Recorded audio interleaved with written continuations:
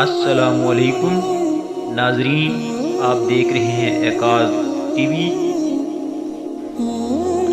حضرت امیر حمزہ رضی اللہ تعالیٰ عنہ کا قبول اسلام کا واقعہ۔ نبوت کے چھٹے پس کا ذکر ہے کہ ایک روز ہمارے نبی صلی اللہ علیہ وسلم کوئے صفا پر بیٹھے ہوئے تھے۔ ابو جہل وہاں پہنچ گیا۔ اس نے نبی کریم صلی اللہ علیہ وسلم کو گالیاں دیں، اور جب نبی کریم صلی اللہ علیہ وسلم گالیاں سن کر چپ رہے تو اس نے ایک پتھر حضور صلی اللہ علیہ وسلم کے سر مبارک پر دے مارا، جس سے خون بہنے لگا۔ نبی کریم صلی اللہ علیہ وسلم کے چچا حضرت حمزہ کو خبر ہوئی، وہ بھی مسلمان نہ ہوئے تھے۔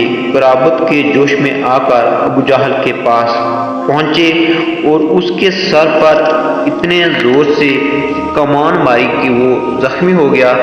پھر حمزہ رضی اللہ تعالیٰ عنہ نبی کریم صلی اللہ علیہ وسلم کے پاس گئے اور کہا، بھتیجے، تم یہ سن کر خوش ہوگے کہ میں نے ابو جہل سے تمہارا بدلہ لے لیا۔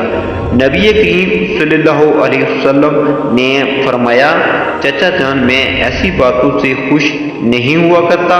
ہاں، اگر آپ مسلمان ہو جائیں تو مجھے بڑی خوشی ہوگی۔ حضرت حمزہ نے یہ جملہ سنا ہی تھا تو فوراً مسلمان ہو گئے۔